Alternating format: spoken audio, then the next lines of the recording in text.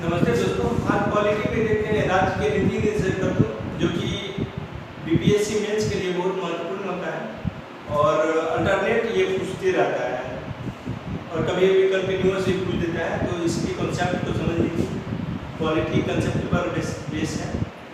तो आइए देखते हैं राज्य के नीति निर्देशक तत्व। तो राज्य के नीति निर्देशक तत्व जो होता है ये पॉलिटी में भारतीय संविधान में भाग 4 में वर्णित है और यह अनुच्छेद 36 से 51 तक में दिया गया है। यह जो प्रावधान है राज्य की नीति निर्देशक तत्व आयरलैंड के संविधान से दिया गया है और यह इतना महत्वपूर्ण है कि मूल अधिकार और नीति निर्देशक तत्व दोनों को मिला करके इसे संविधान की मूल आत्मा कहा है और इसे किसने कहा है? ग्रेनविल ऑस्टिन ने कहा है। तो इसे आप जब राज्य की नीति निर्देशक तत्व लिखेंगे मेंस में तो इसे भूमिका में आप लिख सकते हैं और यह पीटी के लिए भी बहुत महत्वपूर्ण है। इस तरह से हम इसको लिखेंगे और अब देखेंगे कि विशेषता क्या है। विशेषता मेंस के लिए बहुत महत्वपूर्ण है। तो इसमें मुख्य रूप से 5 विशेषता है। पहला जो विशेषता है कि राज्य नीतियों और कानूनों को प्रभावी बनाते समय इन तत्वों को ध्यान में रखेगा। इन तत्वों मतलब नीति निर्देशक तत्व का जो इसमें वर्णित है 36 से 51 में, उन तत्वों को ध्यान में रखेगा। अब राज्य क्या होता है? तो अनुच्छेद 36 में राज्य की परिभाषा दिया हुआ है। जो मूल अधिकार की परिभाषा है वही नीति निर्देशक तत्व में परिभाषा है। राज्य का मतलब सरकार का तीनों अंग न्यायपालिका, विधायिका, कार्यपालिका होता है और सभी स्थानीय प्राधिकरण और अन्य सभी लोक प्राधिकरण को राज्य कहा जाता है। तो ये सभी जब अपनी नीतियां बनाएगा और कानूनों को प्रभावी रूप देगा उस समय इन निर्देशक तत्व को ध्यान में रखेगा। यह संवैधानिक निर्देश है, इसे संविधान में ही डाल दिया गया है। निर्देश को जो विधायिका, कार्यपालिका और प्रशासनिक मामलों में राज्य के लिए एक सिफारिश बनाया गया है, जिन सिफारिश को कानूनों को प्रभावी बनाते समय ध्यान में रखना आवश्यक है। दूसरा जो इसका विशेषता है कि ये निर्देशक तत्व भारत सरकार अधिनियम 1935 के समान है। भारत सरकार अधिनियम 1935 में ब्रिटिश सरकार के द्वारा निर्देश जारी किया जाता था, ऑर्डर जारी किया जाता था। गवर्नर जनरल और ब्रिटिश कॉलोनी जो होता था उसके गवर्नर को एक ऑर्डर जारी किया जाता था और उस ऑर्डर के अनुसार इनको अपना नियम बनाना पड़ता था, नीति बनाना पड़ता था। उसी के अनुरूप ये निर्देशक तत्व है जो विधायिका और कार्यपालिका को एक निर्देश जारी करता है और निर्देश ये संविधान में ही डाल दिया गया है। ये अस्थायी सिफारिश कर दिया गया है कि आपको इन सब तत्वों को कानूनों को बनाते समय ध्यान में रखना है। अब तीसरा देखते हैं उद्देश्य। इसमें तीसरा जो उद्देश्य है, तीसरा जो विशेषता है इसके निर्देशक तत्व का उद्देश्य है न्याय में उच्च आदर्श, स्वतंत्रता और समानता को बनाए रखना और राज्य जो होगा लोक कल्याणकारी राज्य होगा। पहले आजादी से पहले राज्य जो होता था वो पुलिस राज्य होता था और पब्लिक को शोषण, दमन और पीड़ित किया जाता था। अब उसका शोषण किया जाता था, लेकिन अब आजादी के बाद राज्य को लोक कल्याणकारी रूप में बदल दिया गया है, परिवर्तित कर दिया गया है और अब लोक कल्याण की योजनाएं बनाई जाती है बच्चों के लिए, बालिकाओं के लिए, छात्रों के लिए, महिलाओं के लिए, वृद्धावस्था के लोगों के लिए और विधवाओं के लिए। जो जरूरतमंद लोग हैं उसके लिए, उसके अधिकारों के प्रोटेक्शन और प्रमोशन के लिए कल्याणकारी योजनाओं को बनाया जाता है और इस प्रकार सामाजिक और आर्थिक लोकतंत्र का निर्माण होता है। इसी प्रकार चौथा देखेंगे हम उद्देश्य। चौथा क्या है विशेषता? तो राज्य के नीति निर्देशक तत्व जो होता है वो गैर न्यायोचित होता है। आप किसी भी इसके प्रावधान को लागू कराने के लिए न्यायालय में नहीं जा सकते हैं, न्यायालय में याचिका दायर नहीं कर सकते हैं कि आप इस प्रावधान को लागू कीजिए। परंतु अनुच्छेद 37 में दिया हुआ है, अनुच्छेद 37 में वर्णित है कि निर्देशक तत्व देश के शासन में मूलभूत है और विधि बनाने में लागू करना राज्य का कर्तव्य है। जब राज्य के द्वारा विधि बनाया जाएगा तो इन प्रावधानों को ध्यान में रख करके विधि बनाया जाएगा। ये पांचवा जो इसका विशेषता है कि राज्य की नीति निर्माता तो गैर न्यायोचित है, फिर भी संवैधानिक मान्यता के विवरण में न्यायपालिका इसे ध्यान में रखता है। जब कोई भी याचिका वहां डाला जाता है और जब संवैधानिकता की जांच किया जाता है, समीक्षा किया जाता है, तो न्यायपालिका द्वारा निर्देशक तत्व को ध्यान में रखा जाता है। और अनुच्छेद 14 और अनुच्छेद 19 जो मूल अधिकार है, अनुच्छेद 14 समानता का अधिकार है और 19 स्वतंत्रता का अधिकार है, इन दोनों अधिकारों के संबंध में ये असंवैधानिक होने से बचाता है या संवैधानिक मानता है निर्देशक तत्व को।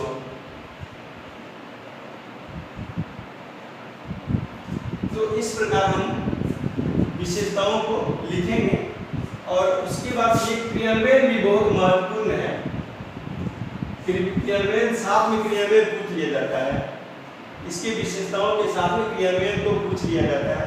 ऐसे निर्देशक तत्व के सभी पार्ट इंपॉर्टेंट है, कभी इस पार्ट से क्वेश्चन पूछता है, कभी उस पार्ट से क्वेश्चन पूछता है, तो आप सभी पार्ट को अच्छे से तैयारी कर लीजिए।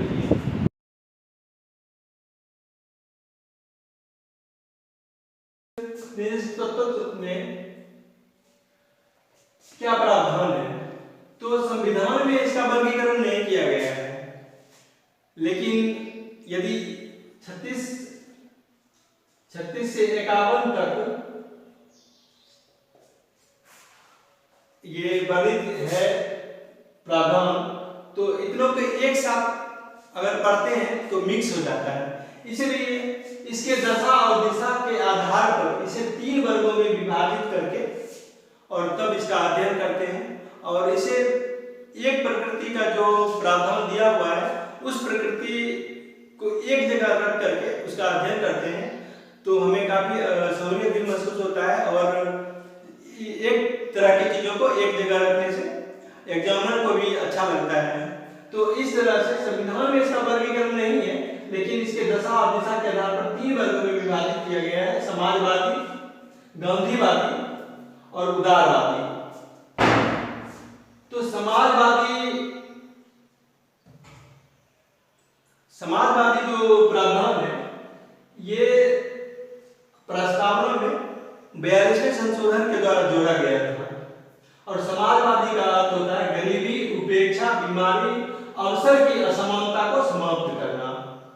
अपना जो देश है ये समाजवादी के आलोक में है, लोकतांत्रिक समाजवाद के आलोक में है।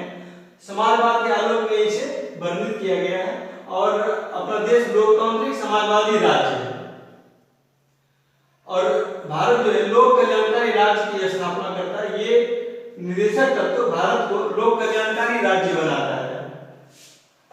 इसके अंतर्गत अनुच्छेद 38 में वर्णित किया गया है कि राज्य लोक कल्याण की वृद्धि के लिए प्रयास करेगा और सामाजिक, आर्थिक, राजनीतिक न्याय, ये तीनों प्रकार के न्याय द्वारा सामाजिक व्यवस्था को सुनिश्चित करने का प्रयास करेगा। अब अनुच्छेद के साथ लिखने से आपको क्या होगा कि एग्जामिनर को लगेगा कि आपके पास भरपूर जानकारी है और डेप्थ में जानकारी रखते हैं और नंबर अच्छा मिलता है अनुच्छेद साथ में रखने से। तो अनुच्छेद लिख करके आप इसको वर्णन कीजिएगा, ज्यादा अच्छा रहेगा और मार्किंग होगा। तो अनुच्छेद 38 में दिया गया है कि लोक कल्याण की वृद्धि के लिए राज्य प्रयास करेगा और सामाजिक, आर्थिक, राजनीतिक न्याय, ये तीनों प्रकार के न्याय द्वारा सामाजिक व्यवस्था सुनिश्चित करने का प्रयास करेगा। दूसरा है अनुच्छेद 39 में दिया गया है कि सभी नागरिकों को जीविका का पर्याप्त साधन प्रदान करना। सभी नागरिक क्या कार्य करेगा, सभी को काम देना सरकार का कर्तव्य है, राज्य का कर्तव्य है। लेकिन फिर भी भारत में अभी 7 से 8% बेरोजगारी हर प्रत्येक साल रहता है और कोरोना पीरियड में तो बेरोजगारी और ज्यादा बढ़ गया है, जो कि अब तक सबसे ज्यादा बेरोजगारी हो गया है। तो इस प्रकार सभी नागरिकों को जीविका का पर्याप्त साधन राज्य प्रदान करेगा। संसाधनों का जो भौतिक संसाधन है वो सामूहिक हित में उसका समान वितरण किया जाएगा। लेकिन आपको पता है कि 90% भौतिक संसाधनों पर जनसंख्या का सिर्फ 10% लोगों का अधिकार हो गया है। आप इसे अधिकार नहीं, इसे कब्जा कर सकते हैं कि उसका कब्जा हो गया है। और 10% पर 90% जनसंख्या उसको समान वितरण भी नहीं है, असमान वितरण इसको कह सकते हैं। ये आप प्रत्येक पॉइंट पर जहां आपको पॉइंट पर लगता है कि यहाँ कमियां हैं तो एडमिनिस्ट्रेटिव अप्रोच में आपको कमियां भी बताना है। लास्ट में जब आप लिखते हैं पॉजिटिव तो नेगेटिव भी आपको लिखना ही है। तो आप देख लीजिए कि क्वेश्चन के संदर्भ में जहां होगा वहां लिखेंगे और पॉइंट वाइज जब प्रत्येक पॉइंट पर आपको कमी लगेगा तो अंतिम में पॉइंट वाइज आप कमियां लिख सकते हैं। तो इस प्रकार अनुच्छेद 39 में दूसरा पॉइंट है कि समुदाय के भौतिक संसाधनों का सामूहिक हित में समान वितरण किया जाएगा। और तीसरा पॉइंट है धन और उत्पादन का संकेंद्रण होने से रोकना। धन और उत्पादन का संकेंद्रण एक जगह नहीं हो, इसके लिए राज्य प्रयास करेगा। और पुरुषों और स्त्रियों को समान काम के लिए समान वेतन देना। आप अपने गांव में आप देखिएगा, आप जहां भी रहते हो वहां देखिएगा कि पुरुष के लिए अलग वेतन निर्धारण किया गया है असंगठित रूप से, और महिलाओं के लिए अलग वेतन निर्धारण है। जबकि संगठित क्षेत्र में जो सरकारी रोजगार है तो उसमें तो समान वेतन दिया जाता है, लेकिन असंगठित क्षेत्र में है वहां पर पुरुषों और स्त्रियों को अलग अलग मजदूरी दिया जाता है। आगे का पॉइंट है कर्मकारों को, जो काम करने वाले वर्ग हैं, उसके स्वास्थ्य और शक्ति के दुरुपयोग से संरक्षण प्रदान करना और बालकों की अवस्थाओं के दुरुपयोग से संरक्षण प्रदान करना। ये सब राज्य का कर्तव्य है और निर्देशक तत्व में वर्णन किया गया है और राज्य को इसे लागू करने के लिए सिफारिशें किया गया है। बालकों को स्वास्थ्य विकास के अवसर प्रदान करना, ये सब अनुच्छेद 39 में वर्णन किया गया है। आगे तीसरा अनुच्छेद 39 को, इसमें समान न्याय, मतलब सभी वर्गों को समान न्याय उपलब्ध कराया जाएगा, प्रदान किया जाएगा और गरीबों को निःशुल्क विधिक सहायता प्रदान करना। आप देखेंगे जब कभी कोर्ट जाते होंगे तो वहां जिला विधिक प्राधिकरण रहता है जो कि गरीबों के लिए बनाया गया है और वहां पर शुल्क नहीं लगता है और गरीबों को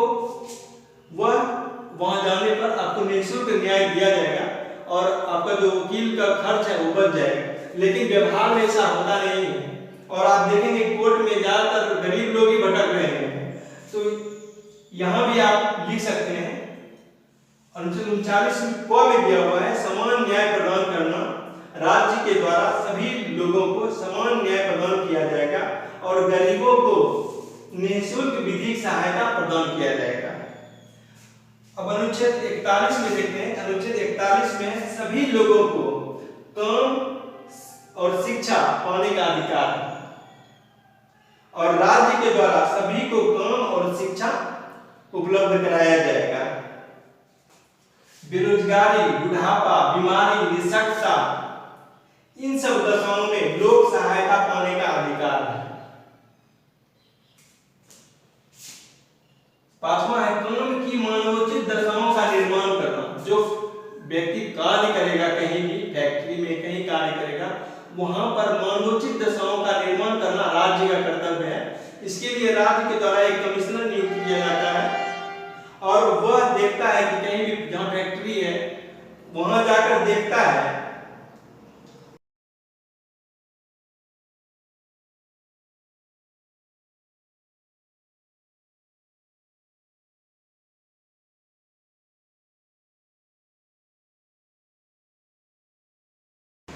पांचवा है काम की मानवोचित दशाओं का निर्माण करना और प्रसूति सहायता का उपबंध करना। तो काम की मानवोचित दशाओं के निर्माण के लिए राज्य के द्वारा एक कमिश्नर नियुक्त किया जाता है और वह उसे अधिकार दिया जाता है कि आप फैक्ट्री में, जैसे रिफाइनरी है या थर्मल पावर स्टेशन है या एनटीपीसी है या रेलवे है, इसमें कर्मकार कैसे काम करते हैं, किन दशाओं में काम करते हैं, तो लेबर कमिश्नर को ये जांच करने का अधिकार होता है कि वह जाकर के ये जांच करे कि यहाँ मानवोचित दशाओं का निर्माण हुआ है या नहीं हुआ है। तो इसके तहत ये उपाय करने का अधिकार दिया गया है राज्य को, और राज्य प्रसूति सहायता को बंद करेगा। प्रसूति सहायता का बंद करने के लिए राज्य को सिफारिशें किया गया है। यह है निदेशक तत्व का समाजवादी वर्गीकरण। समाजवादी वर्गीकरण के तहत हम ये पांचों जो पॉइंट है इसका उल्लेख करेंगे। हम आगे देखेंगे गांधीवादी और उदारवादी।